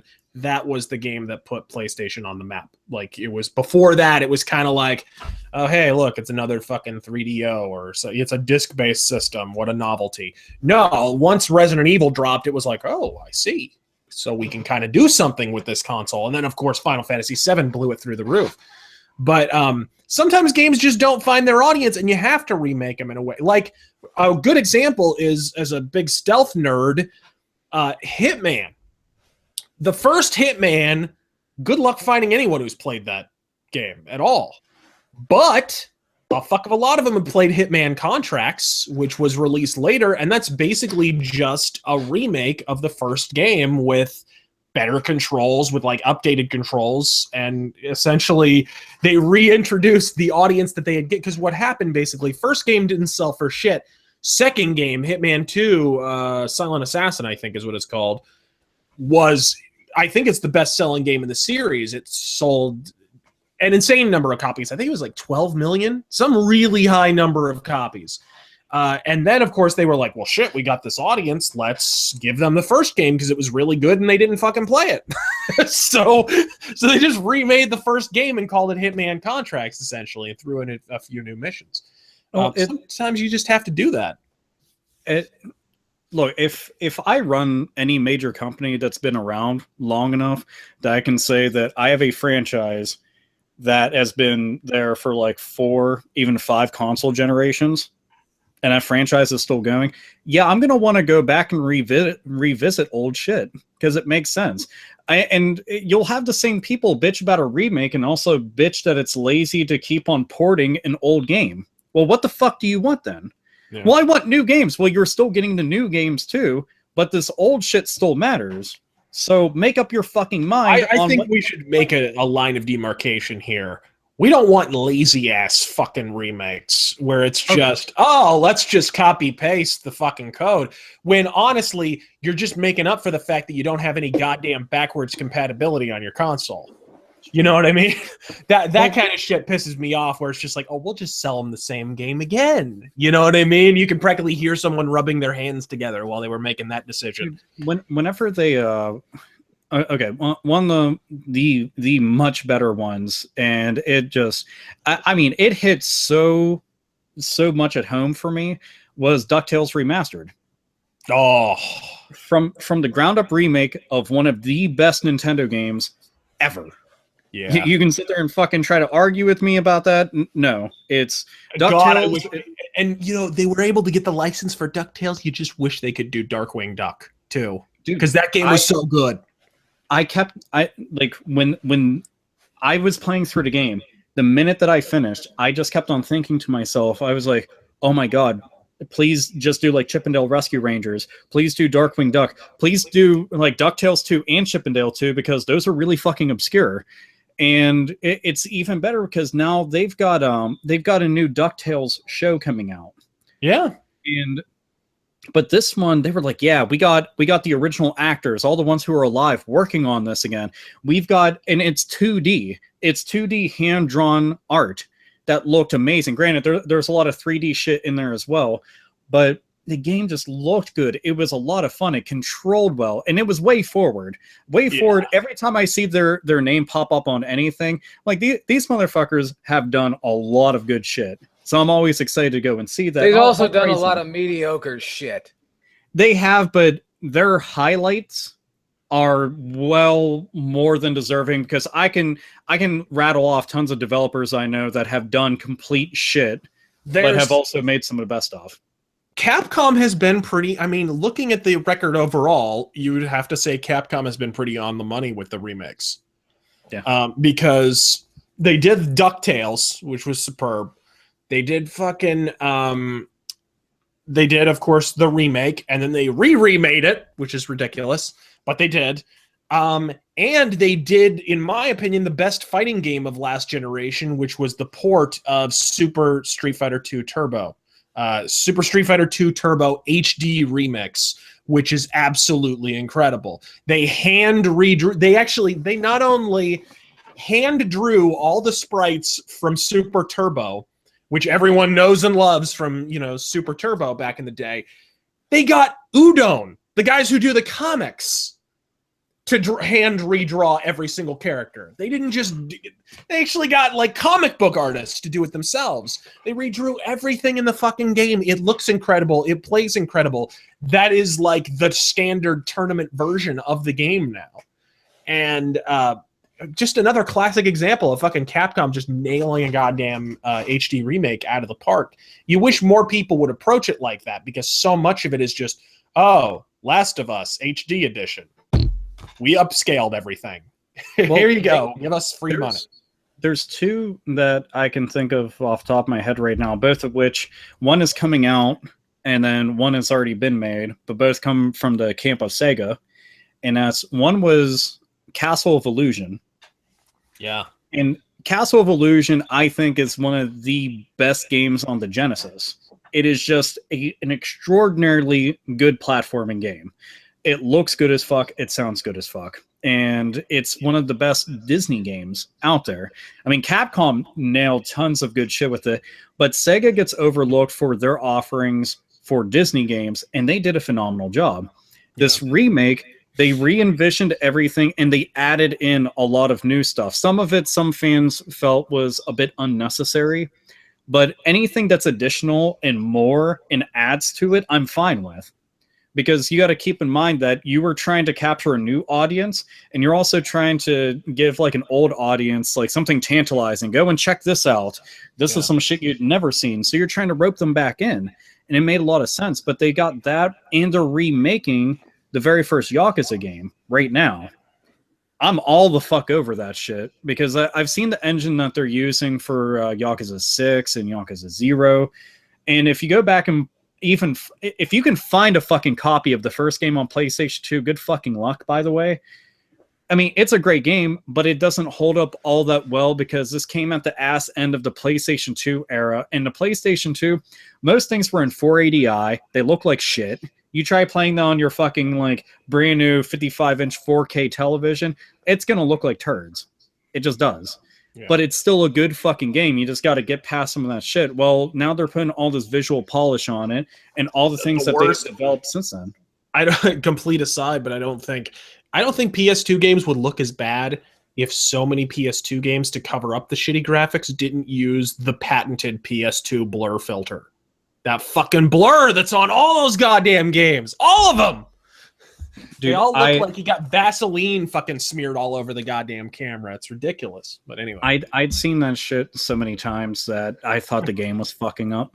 It's like, true. Like you see it happening and you're just like, oh yeah, all right. And it's kind of a shame in a lot of ways because in many regards, because you know damn well PlayStation library is like several thousand, or PlayStation 2 library, several thousand games deep. Well, how many of them are really going to get the HD treatment, you know? Yeah. So you have to resort to the likes of emulation or hope to fuck, fingers crossed, balls crossed, and whatever the fuck else that you want to do, that they are going to have a company that gives a shit enough to do an HD version or a complete remake from the ground up. And it just doesn't happen all that often. But because think of how many games... Like Fist, what you were talking about before, they didn't find their audience initially, but over the course of time, they have this cult following that just blew up. And this game is now like synonymous with that company, with that system, just with games in general. And it didn't experience that at the height of what it should have had as its popularity.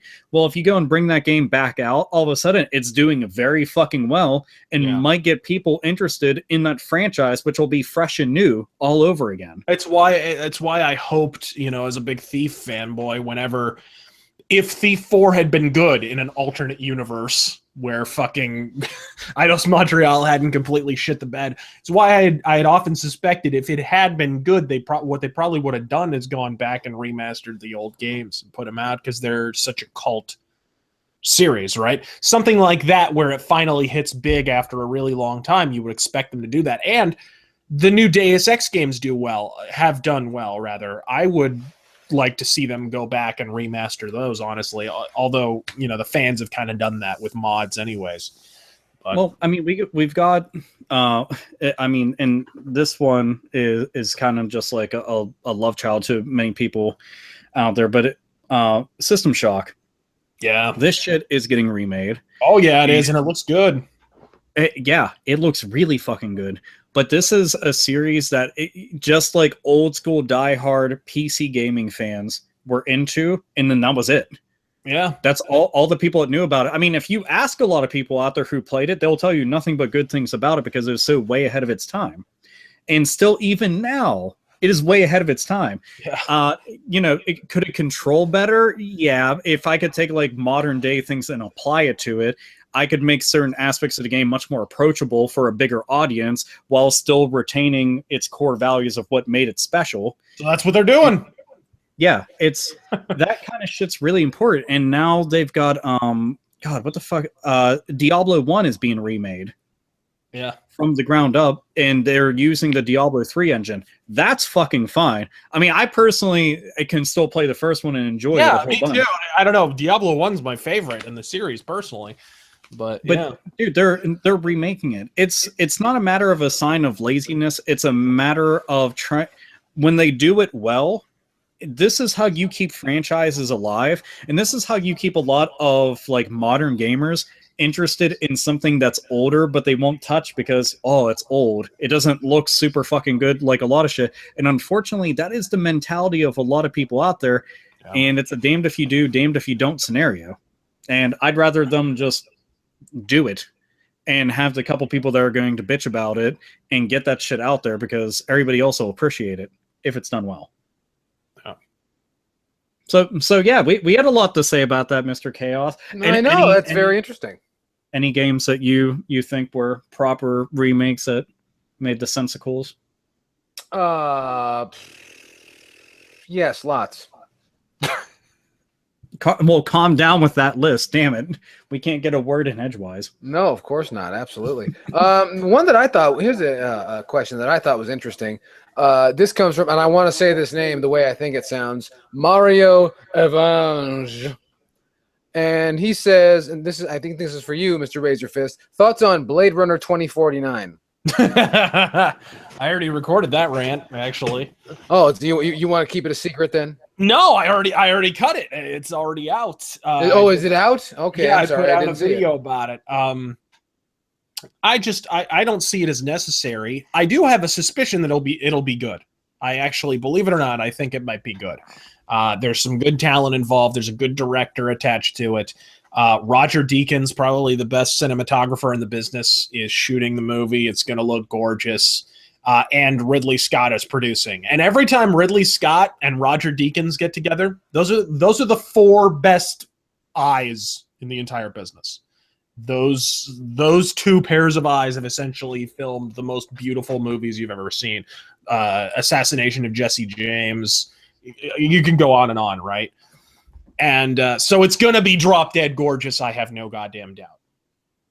And I'm pretty sure it'll be a watchable film, but it ain't going to be goddamn necessary, because it's not necessary, because the first fucking movie said everything you need to know. And if the second movie comes out, all it can do is worst case scenario is shit all over all the things that we learned in the first film, make them unnecessary. And frankly, we just don't need to know certain things. That was part of the magic of Blade Runner. We don't need to know if Deckard is a replicant. The question is what's important. The answer is fucking retarded. Right? So what you're essentially saying is we're staring down the barrel of another Tron film. It'll be nice to look at. However, if you want a story, you'd be better off looking at a box of Cracker Jack. You're not wrong. You're actually not wrong. That's a pretty dead-on analogy. I know. My mother made me sit through both of those fucking Tron movies, so I know all about that. See, I got this shit on fucking the internet and Tron at the same time. It's great. And here's one I want to get to. One more question before we move on into the rest of the program. Long-time listener, very long time guy. He's probably 100 years old by now. Mr. Brian Aguilar, and asked, our thoughts on an M-rated Zelda or Metroid, good idea or bad? That's always an interesting question. We get questions like that every once in a while on the program. And the concept of games being sold as M-rated, first and foremost, cuts off the audience. Because even though the ESRB, in my opinion, is essentially a domestic terrorist organization, that's the way I feel about a lot of lobbying arms of companies. I don't think that their power is as strong as people would think. And it is true that ratings have become a marketing tool. Absolutely, which is strange. Goes to show that you're all fucking sheep. If you can be swayed by a fucking black and white logo in the corner of a piece of art. But it's an interesting idea. A Metroid in my opinion the ESRB, we have to pretend that the ESRB and the ESA, we have to pretend that there's any sort of semblance of uniformity amongst their ratings, because the line between teen and mature at this stage in the game is virtually invisible.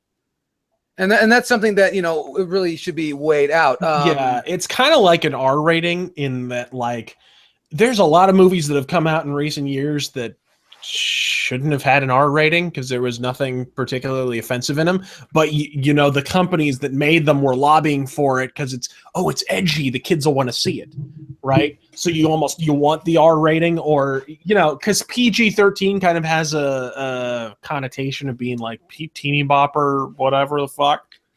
So I feel it's like the same way with fucking M ratings. Is you just want the M rating because I'm mature. You know what I mean? So that's honestly, I don't think it would be any different. And of the two, I would say this. I think it's only appropriate in the case of maybe Metroid, because I could see you going horror with that. Absolutely. I could see that happening and being a little bit more horror. You wouldn't have to show as much. I don't think it would have to be a terribly bloody M-rated game, but you could insinuate more. No, I think if it was a little more graphic in terms of, because, you know, especially in Metroid, there's a lot of suggestion of decapitation and, you know, disfigurement and things like that. So it's really not that far off. In fact, if I'm not mistaken, if they built upon Metroid Fusion, because that game was bordering on a lot of horror, like in that there was actual dead people, like these motherfuckers died. Yeah. There's tons of times where the monsters that you end up taking on, like as soon as you defeat them, like they're melting, the flesh is falling off bones and shit, like they're coming apart. And you see stuff like that. And if you look at some of the shit that's happening in the story, like it'd be sci-fi and horror go together very well. A mature rated Metroid game, I'd be all the fuck over that. A Zelda game would be, it wouldn't be impossible to do, but I feel like it would be so much more forced. Yeah, it would feel a lot more forced because it's a fantasy. You don't have to get terribly dark. You could make a Zelda game more dark. I'll say that. You could, but they didn't have the word fuck, you know, back then. You know, I mean, imagine what you could have done if Excalibur had the word fuck in it. Well, I don't think it would be so much with the language. Castlevania version of Legend of Zelda in a way, where you have darker castles and there's more suggestion of the occult or something, and, you know, whatever, and maybe Link is a spoken protagonist, more of an anime version of Legend of Zelda. I could see that happening, and I could even see it working. But I don't even think that would wind up being M-rated. That would probably be T for teen, because it's just a fantasy. At the end of the day, rating the people who rate these fucking things do take into account how realistic it is and how applicable it is to real life. That's why shooters tend to be M-rated with greater frequency than other genres. I think even though it is a device that seems by its design to, you know, ruin its own economy. With Legend of Zelda, the only way I can see it being mature rated at all would honestly be through violence. And they would have to allow you to, like, during cutscenes, like they actually show like the tragedies of war. You know, they get to show, like, when you're Link and you're going up to any kind of fucking enemies, there could be a bunch of moblins and you're just going up and you're hacking their fucking limbs off. And at which point, again, it's not necessary. It would be cool. It would be kind of cool just because it's Legend of Zelda and you never saw some shit like that. But overall, it wouldn't really be needed. I've already got it. I could go and play like Metal Gear Up, like Rising and shit, and play that shit and just hack people into a bunch of pieces and giggle my ass off, or No More Heroes. Do I need it in Legend of Zelda? Are you going to, even to keep it in the RPG genre, you could play The Witcher, and, you know, there's lots of gore in that. You can play, you know, any of these games. Skyrim has fucking decapitations and shit. Well, there's a lot out there that does it. I think for Metroid, because right now that's like the bastard child of the Nintendo camp currently, and especially out of like their like holy trinity of franchises and shit, and it just seems to go further and further away from having that spot, and it's being replaced by the likes of like Smash Brothers and shit. But for Nintendo, I honestly think that if they did go the route of a mature rated Metroid game, I'd be all for it. It doesn't need to be like Dead Space levels of carnage and shit, but enough that it adds to the mood, it adds to the atmosphere, and it adds actual weight to what's happening right now around you. That would be the best way to do it, and it'd be more for artistic flair, I guess, rather than just carnage for the sake of carnage, which I'm all fine. I love gore in games, and I think it's great. When I see somebody get a hole just put through their fucking head, I'm like, awesome. But with Legend of Zelda, it'd be fucking silly. Metroid, I'm all for that shit all day. It'd be neat. Actually, I just want a new Metroid game. Please. Yeah, like I want a Metroid game, but a good Metroid game. I know I'm asking a lot right now, but I would like that. So yeah, I just want a Metroid game good enough for Movie Bob to whine and bitch and complain about. That's what I want. Oh yeah, that'd be. Isn't that your goal for everything, though? It is indeed. See, and I appreciate your honesty on that. And that's all our questions. So if you have questions for us next week, please feel free to drop us a line at the 8-Bit Podcast Network of Hate on Facebook. Also at 8bitpodcast@gmail.com. We're going to wrap the program up in just a few minutes, but we have something I noticed over the holiday break while we were gone. Referring to the folks over at Sony. And they got this thing called the PlayStation Vita. You might have heard of it. I heard that like 60 or so people bought it. And it's this great thing. It's so great that people bought it with a cell phone connection. You know, it's a great thing. But the PlayStation Vita will not fucking die. By no means. It seems like there is this entire group, and there's people that I know that actually come here all the time, Sprites and Bites. Hey, how you doing? Who I think support this thing, if for no other reason than to spite Sony Incorporated. Because you are gonna have a handheld console, young man. You're gonna sit in the corner and you are gonna do business. I mean, it's amazing to me when if I'm not mistaken, the fine folks at Sony, the people that do the hand rubbing, I was pretty sure it was them. For these people that if I'm not mistaken, like it was like 2 years ago where they said, "Fuck the Vita. It was a bad idea. We're terribly sorry." They shot this thing through the neck, let it die in a fucking alley somewhere in Osaka, and it crawled out of an alley, did the Cactus Jack death crawl, and will not fucking go away. The PS Vita was thrown from the top of the cell through the table and got back and climbed up again, and here it is. Because there are just, if you follow cheapassgamer.com, which I'm a major advocate of cheapassgamer.com myself,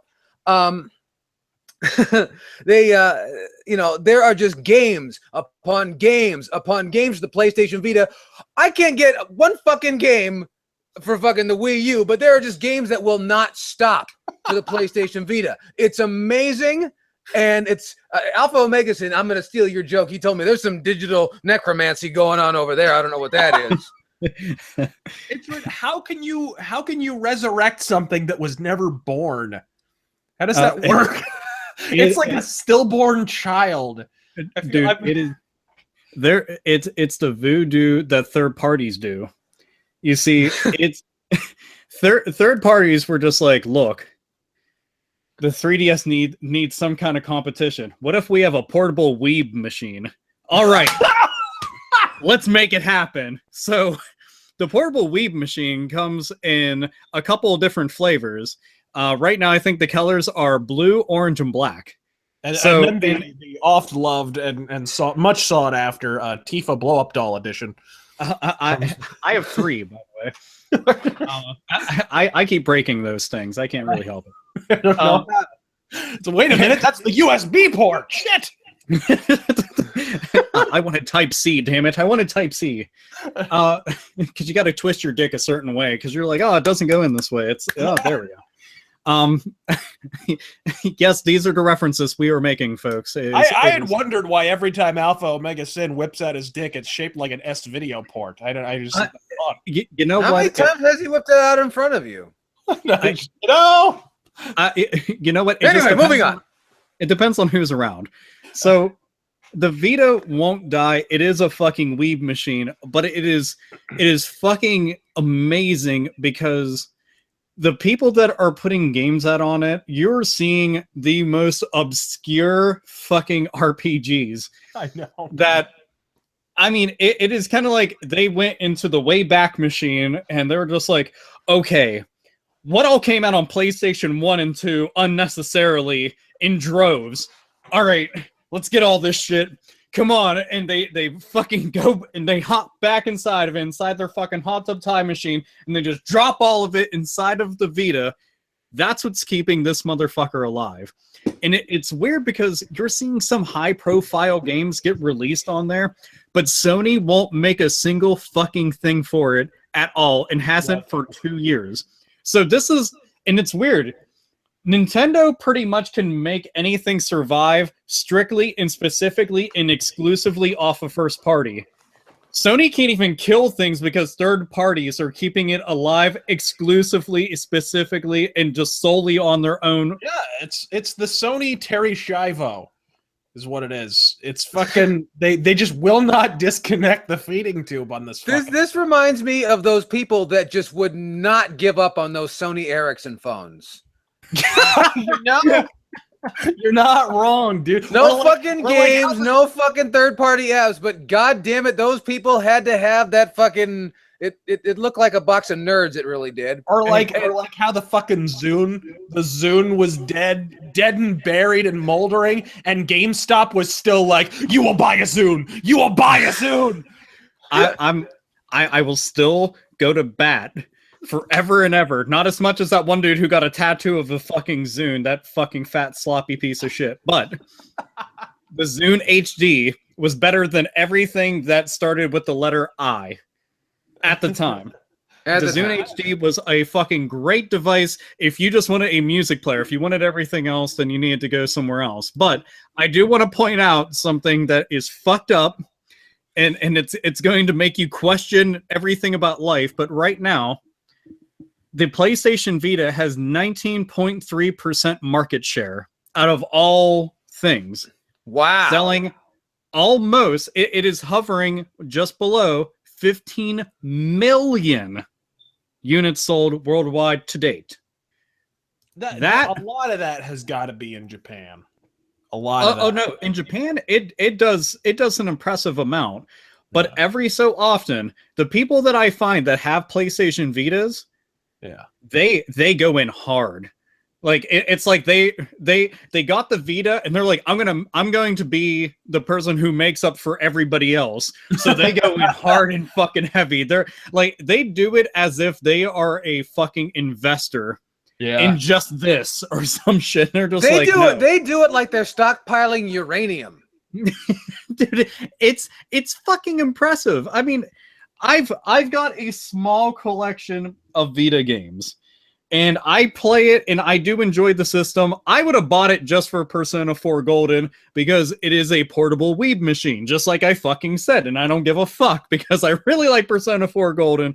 I can't help it. Great fucking game. But I admire it very much for that reason. Dude, it won't die. It's kind of, you could sit there and fucking plug bullet into this, and it's still, you're gonna find it in the next episode. My point of view on the whole thing, video game consoles. My point of view on the whole thing is, there's always been so much talk, especially in the last few years, of mismanagement, studios going out of business for one reason or another, questionable decisions, struggles with publishers, any number of things. And there are droves of developers who are saying, you know what? Fuck this popularity shit. I want to fucking get my game in front of this small group of people who, you know, the ones that draw naked pictures of Samus Aran. I want to be in front of these fucking people, and I want to party with these fucking perverts. That's it. Whatever the case, these people might be good at making video games. Don't let them run your financial portfolio, because managing money is not their deal. If there's a market out there, it's untapped potential. Fucking go for it. All you got to do is just take one fucking look onto, I don't know, just go onto somebody's DeviantArt page that has a fucking anime avatar picture, and you can look through their gallery of fucking fat-tacular porn that they have stowed away on there, both high quality and you did this in MS Paint with your eyes closed, but they were still fucking tugging their goddamn nugs to it, and there's a market for it. Make fucking games for it. Fuck it, why not? You know, if it sells 10,000, it's 10,000 more than you sold yesterday, so long as you aren't into the red whenever it comes to translating this bullshit. And even then, they just want subtitles, because that market, yeah, they don't want dub. They don't want it dubbed at all. They're like, no, it's not original, can't have it. I hate my disgusting language. Ew. So bad. Curse my round eyes! The skin, it's impure. But unfortunately, all their fucking characters that they jack off are drawn as white chicks, but we can't get into that. But in general, the Vita, I don't know how long it'll keep going. I don't know how. It should have died several years ago. It hasn't. Part of me is happy because I like options being made available, but I'm just wondering who the fuck is buying it. Well, who? From what I understand, it's people in Japan and people in Great Britain. Well, in Japan, at least they get better releases for it, because there's like quite a few decent ass games that are coming out on the Vita in Japan that aren't going anywhere else. I'm like, why the fuck? Just why? And now I'm starting to see that PlayStation 4 is getting Vita exclusive games ported over in like super premium versions. Yeah. And in Great Britain, I think they just go with Sony because there's no Sega to buy. So they're just like, oh, fuck. Fuck. God damn it. Oh, well. We'll just buy anything they put out. Shit. Well, you know, why are they doing it? I imagine for the same reason when you have any sort of meltdown, it's best to isolate the core and then just hope it stops on its own. I have to assume, I would love to sit in for one of their meetings whenever they get like the feedback for like, okay, so like somebody's like, wait a minute, the Vita, we still make those? And they're like, yeah. Oh, okay. Wait, what do you mean they sold? I don't know. Somebody's buying it. What do you mean? We killed it. We publicly went out there and fucking killed it.